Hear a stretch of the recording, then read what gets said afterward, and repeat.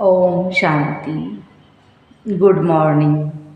आज प्राणेश्वर बाप दादा की 5/12/2024 के अनमोल महावाक्य सुनते हैं। मीठे बच्चे, तुम्हें जो भी ज्ञान मिलता है उस पर विचार सागर मंथन करो। ज्ञान मंथन से ही अमृत निकलेगा।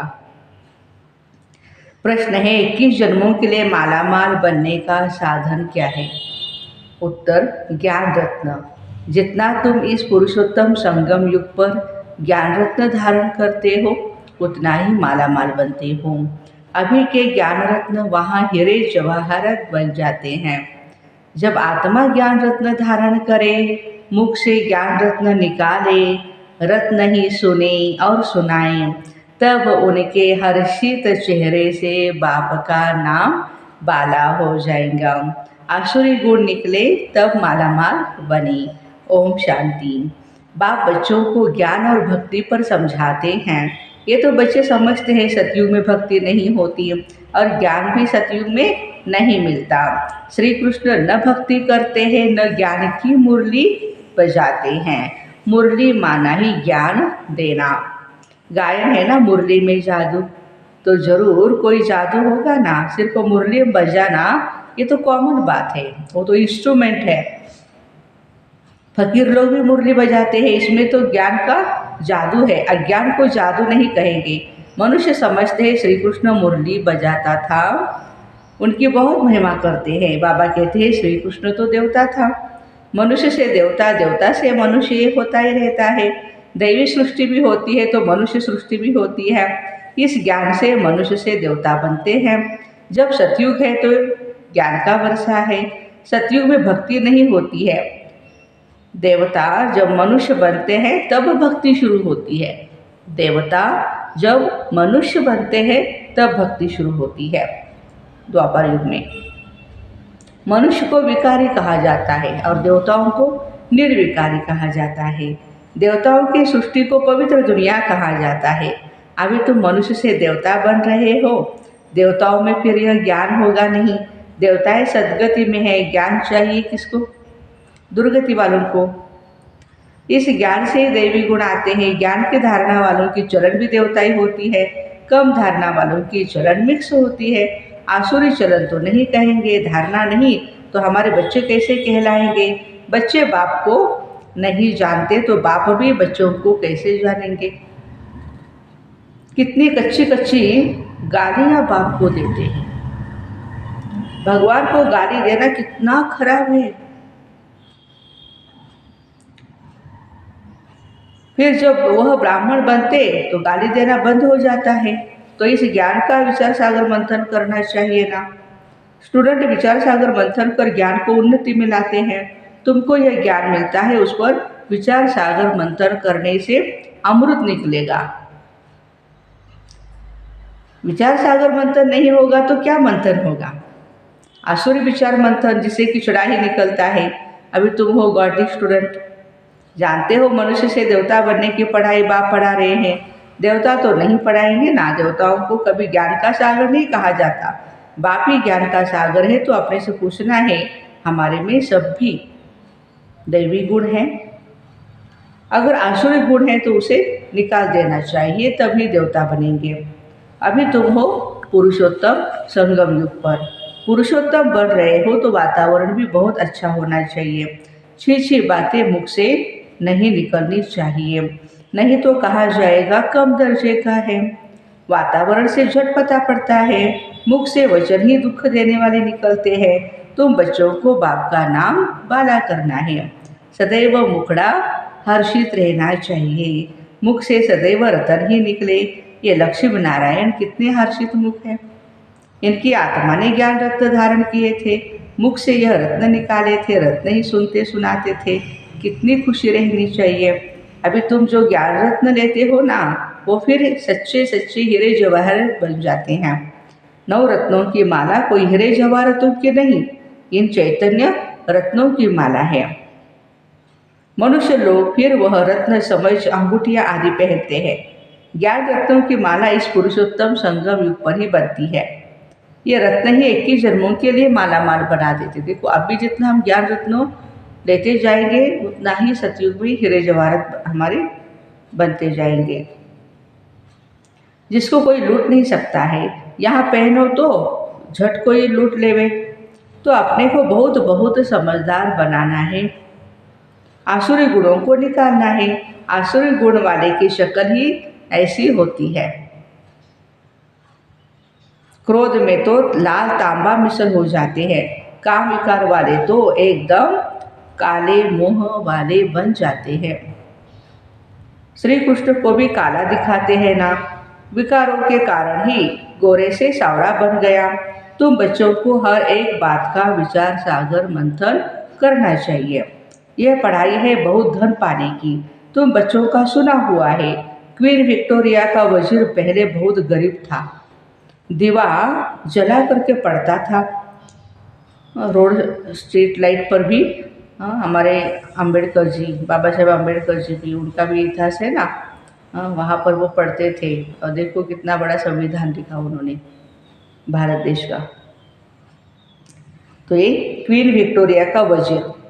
परंतु वो पढ़ाई कोई रत्न थोड़ी है, नॉलेज पढ़कर पूरा पोजीशन पा लेते हैं। तो पढ़ाई काम आई न कि पैसा, पढ़ाई ही धन है। Knowledge is the source of income.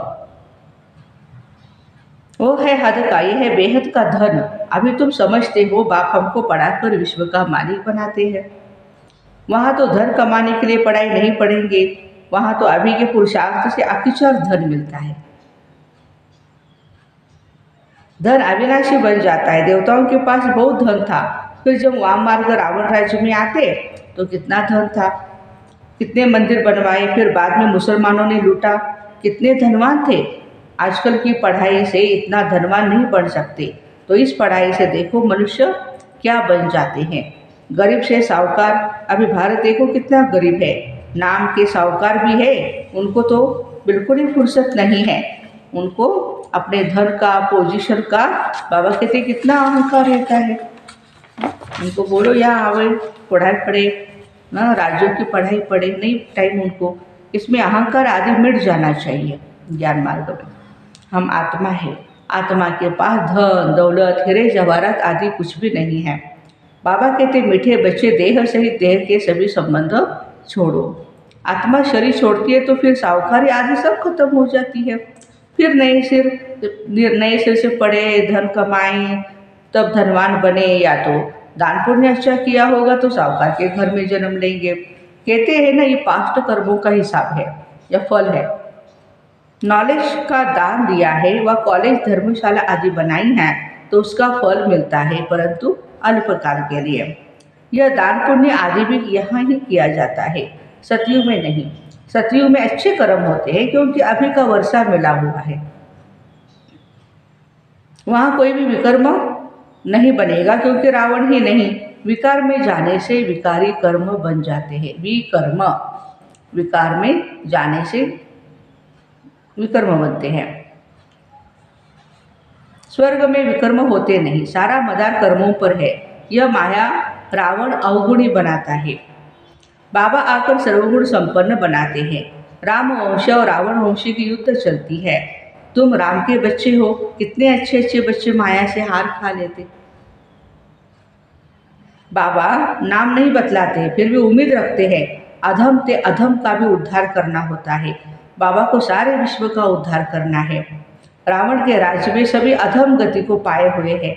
बाबा तो बचने और बचाने की युक्तियाँ, बचने और माया रावण से बचने और बचाने की युक्तियाँ रोज रोज समझाते रहते हैं, फिर भी गिरते हैं, अधम से अधम बन जाते हैं। वह फिर इतना चढ़ नहीं सकते हैं, वह अधमपना अंदर खाता रहेगा।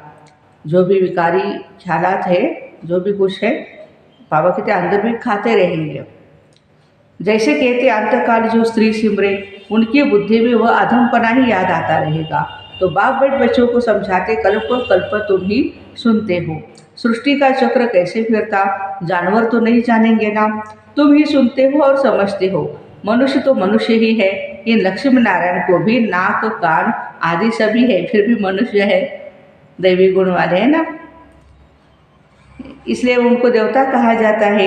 यह ऐसा देवता कैसे बनते हैं, फिर कैसे गिरते हैं, इस चक्र का तुम्हें पता है। जो विचार सागर मंथन करते रहेंगे उनको ही धारणा होगी, और जो विचार सागर मंथन नहीं करते उनको बुद्धू कहेंगे। मुरली चलाने वाले का विचार सागर मंथन चलता रहेगा। इस टॉपिक पर यह समझाना है। उम्मीद रखी जाती है अभी नहीं समझेंगे परंतु आगे चल करके जरूर समझेंगे। उम्मीद रखना माना सर्विस का शौक रखना है। उम्मीद रखना माना सर्विस का शौक रखना है, थकना नहीं है। भले कोई चढ़कर फिर अधम बना है, अगर आता है तो स्नेह से बिठाएंगे ना, वह कहेंगे चले जाओ। आता भी है कोई ऐसा, बाबा कहते उसको प्यार से समझाना पड़ेगा, बिठाना पड़ेगा, हालचाल पूछना पड़े, इतने दिन कहाँ रहे, क्यों नहीं आए मुरली के लिए, क्यों नहीं आए सेवा में। कहेंगे ना माया से हार खा लिया, समझते भी है ज्ञान बड़ा अच्छा है, स्मृति तो रहती है ना, भक्ति में तो हार जीत पाने की बात ही नहीं, ये नॉलेज है, इसे ही धारण करना है। तुम जब तक ब्राह्मण न बने तब तक देवता बन न सको। क्रिश्चियन, बौद्धि, पारसी आदि में ब्राह्मण थोड़े होते हैं, ब्राह्मण के बच्चे ब्राह्मण होते हैं, ब्रह्मा बाबा के। ये बातें अभी तुम समझते हो, तुम जानते हो। अल्फ को याद करना है, एक पिता परमात्मा को याद करना है। अल्प को याद करने से बेबादशाही मिल जाएंगी। सीधा ही सीधा अल्प है। अल्प को एक भी कहा जाता है। एक ही भगवान है, सबका मालिक एक है, बाकी सब हम हैं उनके बच्चे। बाप को अल्प कहा जाता है। बाप ज्ञान भी देते हैं और अपना बच्चा भी बनाते हैं। तो तुम बच्चों को कितनी खुशी होनी चाहिए, बाबा इतनी हमारी सेवा करते हैं, हमें विश्व का मालिक बनाते हैं, फिर खुद उस पवित्र दुनिया में आते भी नहीं, पावन दुनिया में कोई उनको बुलाते भी नहीं,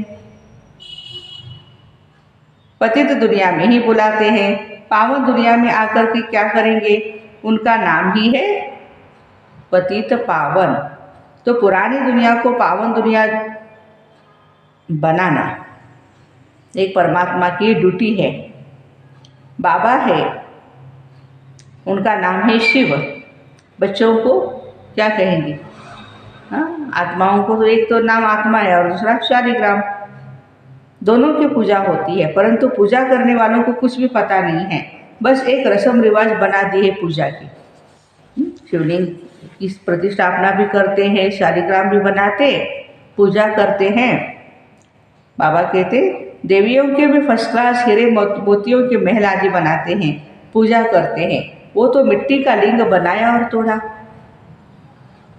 बनाने में मेहनत नहीं लगती है। शिवलिंग बनाने में बाबा कहते मेहनत नहीं लगती, देवियों को बनाने में बड़ी मेहनत लगती है। उनकी शिव बाबा की पूजा में भी मेहनत नहीं लगती, मुफ्त में मिलता है। पत्थर पानी में घिस घिस कर गोल बन जाता है, राउंड शेप, पूरा अंडाकार बना देते हैं। कहते भी है अंडे मिश्र आत्मा है जो ब्रह्म तत्व में रहती है, इसलिए उनको ब्रह्मांड कहा जाता है। तुम ब्रह्मांड के और विश्व के मालिक बनते तो पहले पहले समझानी देनी है एक बाप की। शिव को बाबा सभी कहते हैं, दूसरा ब्रह्मा को भी बाबा कहते। प्रजापिता तो सारी प्रजा का पिता हुआ ना, ग्रेट ग्रेट ग्रैंडफादर। ये सारा ज्ञान अभी तुम बच्चों में है। प्रजापिता ब्रह्मा तो कहते बहुत है, परंतु यथार्थ रीति जानते कोई नहीं। ब्रह्मा किसका बच्चा है, तुम कहेंगे परमपिता परमात्मा का। शिव बाबा ने इनको एडॉप्ट किया है तो यह शरीरधारी हुआ ना, ईश्वर के सभी अहम औलाद है।